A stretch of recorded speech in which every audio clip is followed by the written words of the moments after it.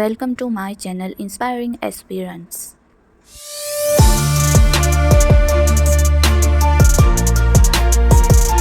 Where There Is a Will, written by Mahesh Dattani. About the author. Mahesh Dattani is a philosopher among the playwrights of India. He always thinks for himself and thinks about the well-being of humanity. This humanity is Indian and its problems are not the Western world. Dattani is a realistic dramatist. In his dramas, male characters are not as important as women characters. He is a Gujarati and there are Gujarati characters in his plays where there is will. હવે આપણે તેની summary વિશે જોઈશું. Hasmukh Mehta is one of the richest person in Mumbai. He is a garment manufacturer and has established the Mehta Group of companies. Hasmukh Mehta એ મુંબઈના ધનિક વ્યક્તિઓમાંનું એક હતો. તેણે મહેતા ગ્રુપ અને કંપની વિકસાવી હતી.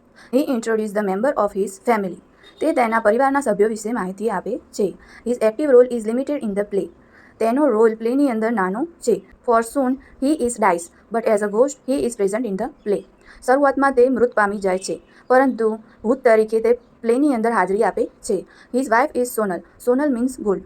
તેની પત્નીનું નામ સોનલ હતું. સોનલનો અર્થ સોનું થાય છે. She was good as gold when they married. તે તેના માટે સોના બરાબર હતી જ્યારે તેઓના લગ્ન થયા હતા. But soon he found she is good for nothing. સમય જતાં તે જાણે છે કે તે ગુડ ફોર નથિંગ મતલબ કે બરાબર નથી. Ajit is their only son. Ajit એ તેમનો એકમાત્ર પુત્ર હતો.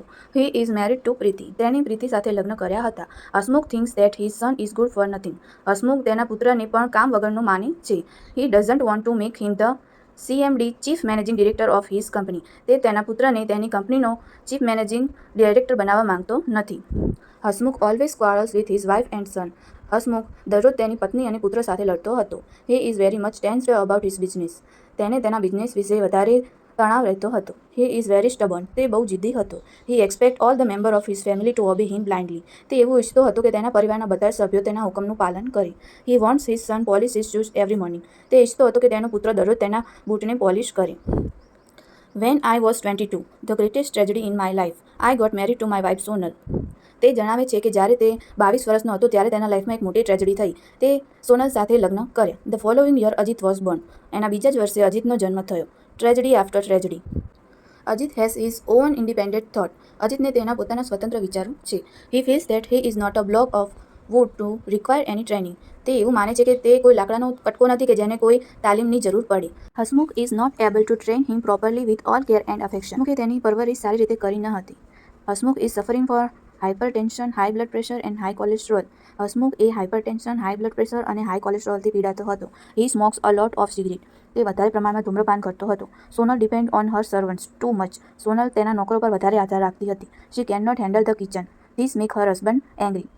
તે જાતે રસોડું સંભાળી શકતી ન હતી, જેના લીધે તેનો પતિ ગુસ્સો કરતો હતો. Even then she loves him very much and advice him to stop smoking.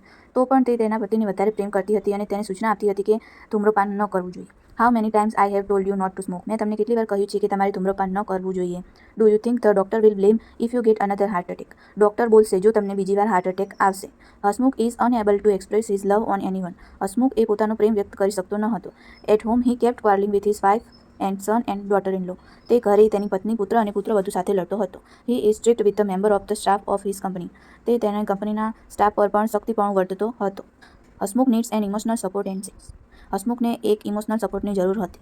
He turns toward Kiran, the marketing executive of his company. તેણે પોતાનું ધ્યાન કિરણ તરફ વાળ્યું, જે તેના કંપનીની માર્કેટિંગ એક્ઝિક્યુટિવ હતી. Relationships exist before Kiran's marriage.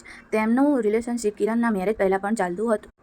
Hasmukh arranged their marriage. Her husband knows about her relationship with Hasmukh. હસમુખે તેના લગ્ન નક્કી કર્યા હતા. તેનો પતિ પણ હસમુખ અને કિરણ વચ્ચેના સંબંધને જાણતો હતો. But he didn't mind because every evening he needs a full bottle of whisky. પણ તેને કંઈ વાંધો ન હતો કારણ કે તેને દરેક સાંજે બોટલ ઓફ વિસ્કી મતલબ કે દારૂની બોટલની જરૂર હોતી હતી. Hasmukh dies of cardiac arrest.